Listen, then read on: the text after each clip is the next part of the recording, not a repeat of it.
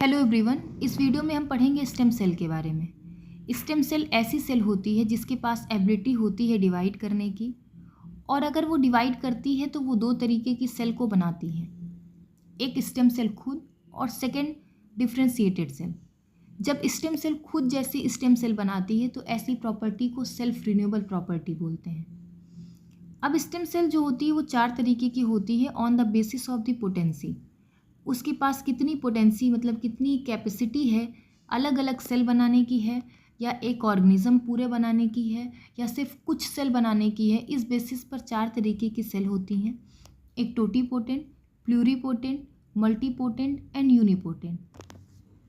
Totipotent ऐसी stem cell होती है जो पूरे ऑर्गेनिज्म को बना सकती है, जैसे जाइगोट से पूरा ऑर्गेनिज्म बनता है और उसके साथ साथ एक्स्ट्रा एम्ब्रियोनिक मेम्ब्रेन का भी फॉर्मेशन होता है।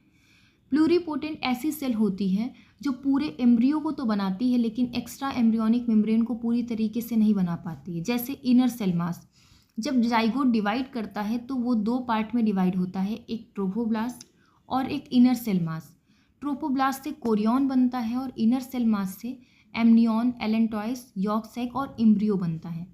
तो यहाँ पर तीन एक्स्ट्रा एम्ब्रियोनिक मेम्ब्रेन तो आईसीएम से बन गई, लेकिन एक जो कोरियन है वो ट्रोफोब्लास्ट से बन रही है, इसीलिए इसे टोटीपोटेंट ना बोल के हम प्लूरीपोटेंट बोलते हैं।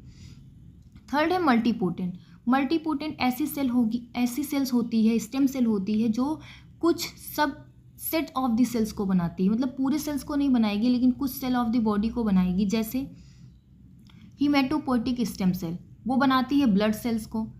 मेमरी स्टेम सेल जो होती है मेमरी ग्लैंड से रिलेटेड सेल्स को बनाती है। मीजेनकाइमल स्टेम सेल जो होती है बोन, कार्टिलेज, कनेक्टिव टिश्यू इनको बनाती है।